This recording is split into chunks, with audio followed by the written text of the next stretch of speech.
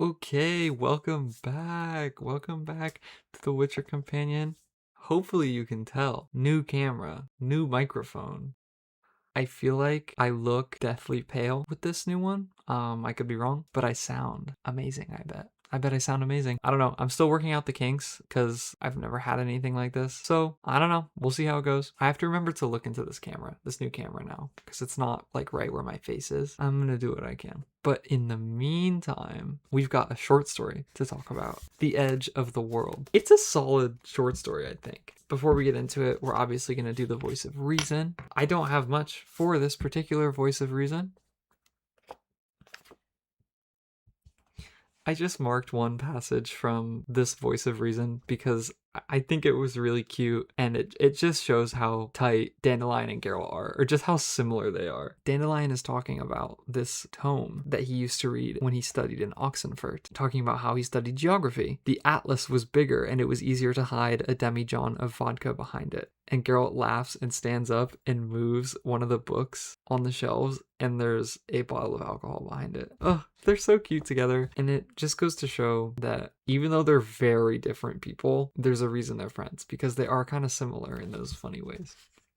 This is probably my favorite intro into a short story because it's so telegraphed at this point. We've seen it how many times? Dandelion is just like, oh man, remember the Valley of Flowers, supposed to be the edge of the inhabited world? Remember that? And you can almost see like the screen start to blur as in the music plays as we enter a flashback, and it's them meeting for the first time, or like their first expedition. And Dandelion says, you almost jumped out of your pants with joy to have a companion. Until then, you only had your horse for company. Oh, that's so sweet. Obviously, I'm sure he's embellishing a little bit, but that's the thing with the Netflix show is like, in that episode where they adapted this short story, Geralt was just so pissed to have Dandelion there the whole entire time. Just so pissed. Angry. Eventually punches him in the stomach, which is fucked up because they're friends. Geralt wouldn't do that. Anyways, we should probably get into the actual short story, The Edge of the World. Sweeping thoughts. I like this one. It's one of my favorites, and it's so underrated. And I really like it because it starts so comedic. Like you're getting the repartee between Geralt and Dandelion. And I think it's so good the way it's written. And then we end up getting swept up into something bigger than us, and there's a huge philosophical debate between Geralt, as he is always want to get involved in. And it introduces us, as these short stories do, it introduces us to how other species are viewed in the world. Obviously, humans are most prevalent, but we're getting introduced to the largest non-human species, which is the elves. And I think, I don't know, it's just a perfect short story. It's fun. It's not as serious as some of these ones like A Little Sacrifice. I'm going to refrain from adding all the quotes I just found funny between Geralt and Dandelion, but this is a funny short story. Even in the translation, because I hear that a lot of the humor doesn't translate well, but I still find these really funny. There's just a really good line in here that gives us Geralt's character, some more character building there. Dandelion's asking, why so many monsters if none of them are real? And Geralt says, people like to invent monsters and monstrosity. Then they seem less monstrous themselves. When they get blind drunk, cheat, steal, beat their wives, starve an old woman, when they kill a trapped fox with an axe, or riddle the last existing unicorn with arrows. They like to think that the bane entering cottages at daybreak is more monstrous than they are. They feel better then. They find it easier to live.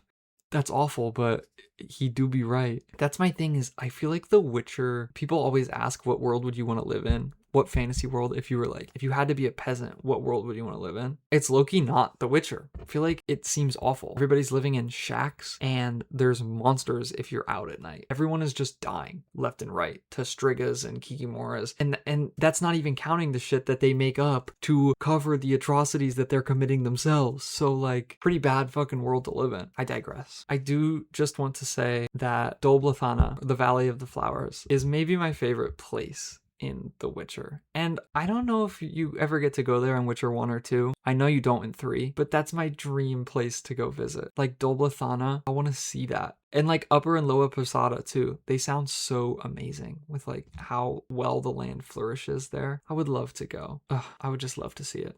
Witcher 4. I know we're up there in Kovir and Povis and whatever the place is called, but please, side story in Dol Blathanna. I beg you.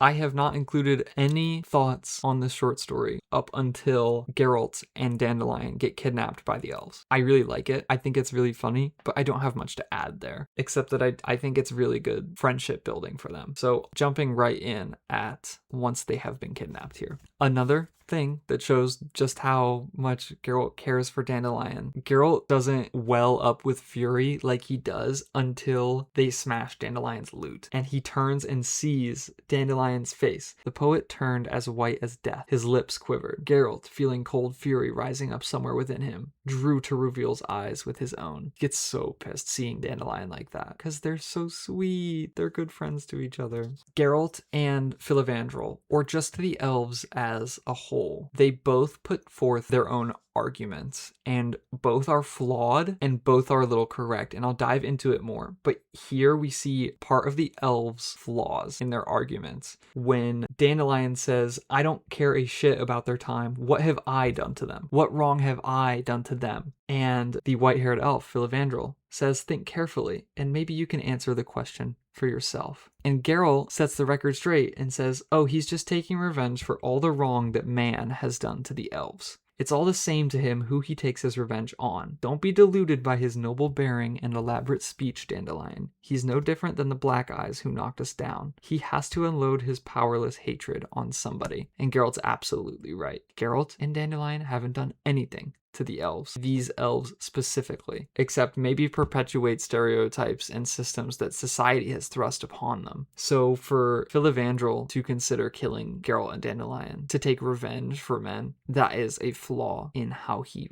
views humanity. Filavandrel puts forth an argument that does have some validity, where he says, it is you humans who hate anything that differs from you, be it only by the shape of its ears. And that's why he's really pissed, but like, not a great argument, guy, to start with. He drops a banger line when he says, I am Filavandrel of the edge of the world. Badass. First of all, like, he's been reduced to nothing, so his lofty title has been reduced to Filavandrel of the edge of the world. Badass. But this is specifically Netflix talk, but there is a post by a Redditor, which I will link to this video, where they explain that Lauren Hissrich, the showrunner for the Netflix, doesn't understand racism. That's what their post claims. And I read through the post, and I do agree with some of what their post says. A lot of what The Witcher focuses on the Netflix side of things is, oh, those humans hate us because of how we look. Those humans hate us because of our pointy ears. That's not how it works. The humans see your pointy ears and they associate that with all the things they have learned about your race or have been socialized to think about your race. They see the pointed ears and they think, oh, those elves. I don't even know what people in The Witcher think about elves. We haven't seen it yet so far, just that they don't like them. We don't really have a reason why yet. But it isn't just, oh man, we hate those motherfuckers because of their pointy ears, which Netflix really, I think, makes it out to be. It's, oh, the way you look, we associate that with these atrocities that we blame you for and that we have been socialized to think. And Filavandrel says it here, you hate anything that differs from you, be it only by the shape of their ears. That's not true. I think those humans back then probably just did it because they fucking wanted to. They probably just said, oh, these guys are weak and they have most of the land. If we make armies and if we make steel weapons, we can commit a genocide and kill all of them. Obviously fucking terrible. Horrible shit. Like, that should be the focus of your argument here, because then I'm going to take your side. Or at least I'm not going to take the side of those humans that did that so long ago. But just to say like, oh, they hate us because of the shape of our ears. Am I making any fucking sense? Anyways, moving on. This is when Geralt puts forth his side of things and says, there's enough land for all of us to live here. Cohabit is the word that these books say. Not coexist peacefully, elves living with humans in cities. He's saying cohabit. We can live next to each other and not kill each other. And that's a very important distinction. But he says, there's enough room. The world is huge. We can find space. Like, yeah, that's true, but that does mean the elves are going to be exiled to wherever humans aren't, which isn't much of an argument either. That's Geralt's flaw with his argument.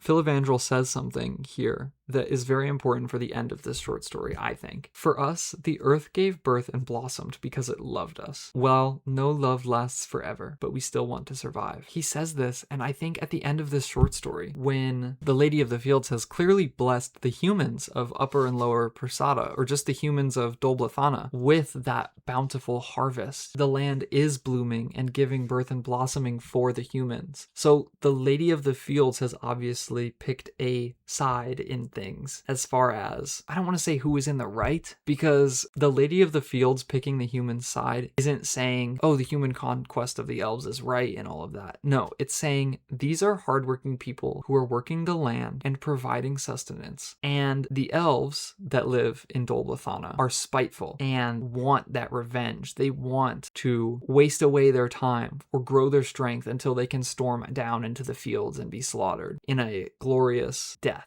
But the point still stands that Filavandrel could earn the love of the Lady of the Woods, or the Lady of the Land, could earn that back. But the way he is talking about this situation, the way he's so spiteful about it and wants revenge, is actively preventing that. This is when Geralt clocks Filavandrel. This is when he clocks Filavandrel and says, you know this is the end. Nothing will sprout or yield crops on the plateau. Nothing will save you now. But you live long, and you will live very long in arrogant isolation. Fewer and fewer of you, growing weaker and weaker. More and more bitter. And you know what'll happen then, Filavandrel. You know that desperate young men with the eyes of 100-year-old men and withered, barren, and sick girls like Teruviel will lead those who can still hold a sword and bow in their hands down into the valleys. You'll come down into the blossoming valleys to meet death, wanting to die honorably in battle, not in sick beds of misery, where anemia, tuberculosis, and scurvy will send you. Then, long-living Anside, you'll remember me. You'll remember that I pitied you, and you'll understand that I was right.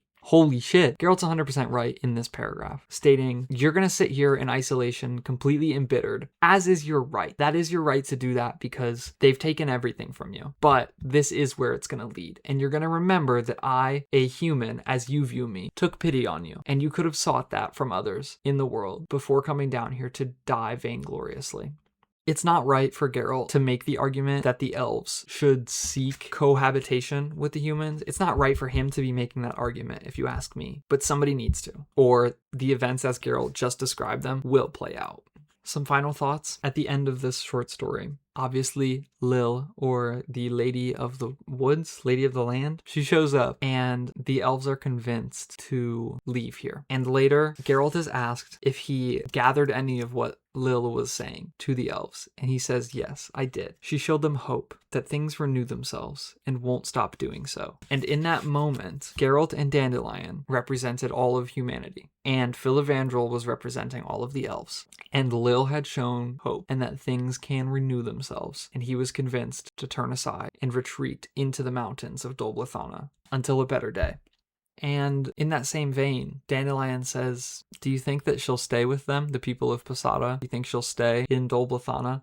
And Geralt says, maybe, if the people prove worthy of it. If the edge of the world remains the edge of the world. If we respect the boundaries. Geralt is saying she will remain here as long as humans encroach no further on what little land the elves in Dol Blithana have left. That's it for The Edge of the World. I think it's a really solid short story. I love the place the elves have in The Witcher. It's one of the most interesting subplots to me, and we're going to see that a lot in the main saga. So having a whole short story kind of diving into that, or at least the lower half of it, it's really interesting to me. You get some Dandelion and Geralt hijinks, and then you get some serious world building, which I appreciate. But this means that we have one short story left in this book and before the main saga. And then I'm going to make a tier listing of all the Witcher short stories that we've read and that I've covered so far. But yeah, I'll see you guys in the next video for The Last Wish.